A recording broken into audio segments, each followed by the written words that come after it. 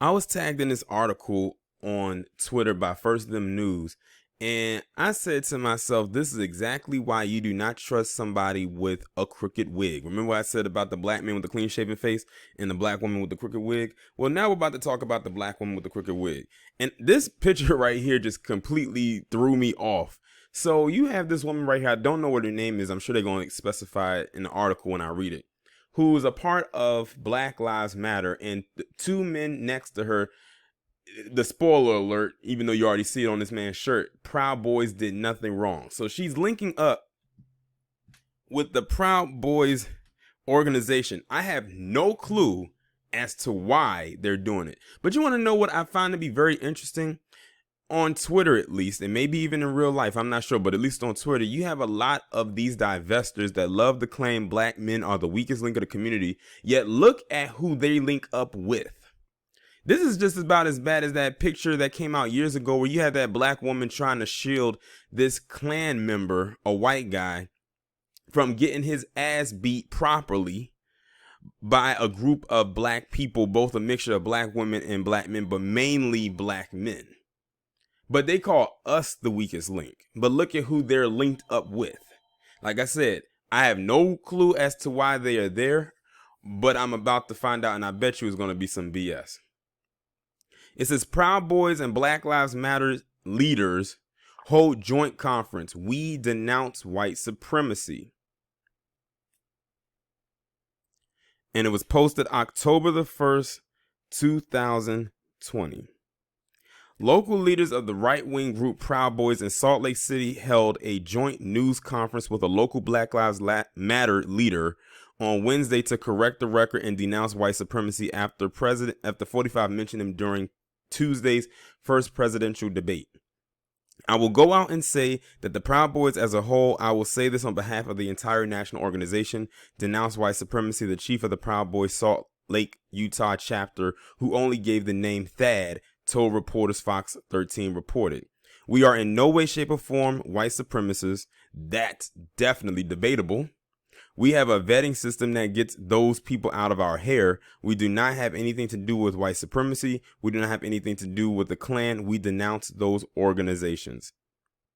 That has yet to be seen, especially since there have been videos floating up, and I think I talked about this in my live stream, of images saying, you know, when 45 got up there and said what he said at that debate about the Proud Boys and how they about to tool up and they about to go after this person and that person and that group and that group. Listen, they can say all of that, but we don't believe you. I don't care what color your skin is. We're all Americans, and we need to find a way to come together instead of divide. The group's president, who only gave the name Seth, told reporters during a joint news conference in Washington Square Park. Thad and Seth appeared alongside Jakari Kelly, the leader of Black Lives Matter Northern Utah chapter, which is unaffiliated with Black Lives Matter Utah. We do need to be able to reach across the aisle and have these tough conversations, Miss Kelly said. She said recently met with Proud Boys leader in Portland, Oregon, and that they had a productive conversation, and they put productive conversation in quotations. So who knows what exactly that actually means. Mr. Trump sparked a wave of backlash during Tuesday night's first debate against Democratic presidential nominee Joseph R. Biden after he told the Proud Boys to stand back and stand by during a question about whether the president would condemn white supremacy. Democrats and media personalities accused Mr. Trump of openly supporting white supremacy and encouraging violence. 45 later said he was unaware of who the Proud Boys are and said he has always denounced white supremacy. You know, he loves to go on that thing where he claims he doesn't know people. This is the same guy that said he didn't know David Duke. But David Duke sure knew him. Enrique Terrio, international chairman of the Proud Boys and a black Hispanic, denied Wednesday the allegations of racism, tweeting, "The question was in reference to white supremacy, which we are not." And that's another thing a lot of people are now harping on. They say, well, how can the Proud Boys be racist and a supremacist group when one of their top leaders is an Afro-Latino? Listen, many of them don't like us either. That's why we keep saying that black and brown unity thing. No. And all you got to do is, if you really want to get to the root of the Proud Boys, look at their founder, Gavin McInnes. And that'll let you know all you need to know right there. But see, they don't really like to talk about him anymore, which is why they propped up this Afro-Latino guy in this position so they cannot talk about Gavin McInnes. They think they slick. The Proud Boys, who are known for their clashes with the leftist Antifa activists, particularly in Portland, claim to stand for Western chauvinism, which they say is just another word for patriotism. It means that the West is the best. Western civilization is the best. That's our opinion, Thad said Wednesday. Don't get it wrong with like male chauvinism or anything like that. Those are two different things, Seth added. The pair also dismissed any lasting influence of the Proud Boys founder Gavin McInnes, who stepped down from the organization in 2018. Now, why did they have to move away from him? Goes back to my point. Because that is what the Proud Boys was founded on. He's gone. He's not part of the organization anymore, both men said. They said they plan to continue hold conversations with Black Lives Matter leaders, basically those who probably look like her. Meeting and talking and having that understanding allowed us to move forward with working together on police reform. I'm going to tell you this. I think the reason why they put a lot of black women or those in the academy in charge of a lot of this Black Lives Matter, because I have yet to really see a Black Lives Matter chapter be helmed by a heterosexual black man. Or barely any black man. Recently, they just got exposed for one of them who claimed he was a Black Lives Matter leader or whatever, who was siphoning all his damn money. Now, they came out and said that he wasn't or had no attachments, but, we'll leave that up in the air for now.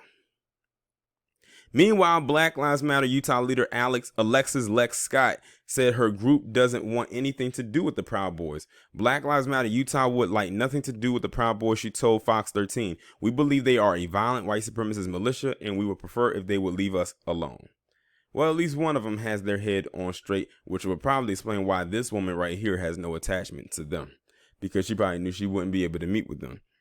And see, what they're going to do is they're going to plaster this image or images like this all over the place, because this is their way that they denounce white supremacy, quote unquote, or these militia type groups. They get one idiot black person to stand in between them and hold and link arms like this is we are the world mixed with kumbaya, and then say, see, we're not racist. We took a picture with a black person, even though it's a photo op and it's fake as hell. And it looks very doctored at that. They are not slick. But this goes back to my original point where you've had a lot of these divestors love to say that black men are the weakest link. How does this make you, to the divestors out there that's probably listening, and I don't really care if you listening or not, how does this make you look? Now, you like to say that black women who support black men are pick-me's and mammies and everything like that. What does she look like in this picture to you? She looks like the typical mammy archetype. Big, dark skin with a bad weave in between, two men a part of a racist organization, or an organization that has been known to have racist ties. Now, I'm not getting on the woman just because of her physical appearance, but let's be real here. The mammy archetype is right here in this picture. It is. But y'all let me know what y'all think.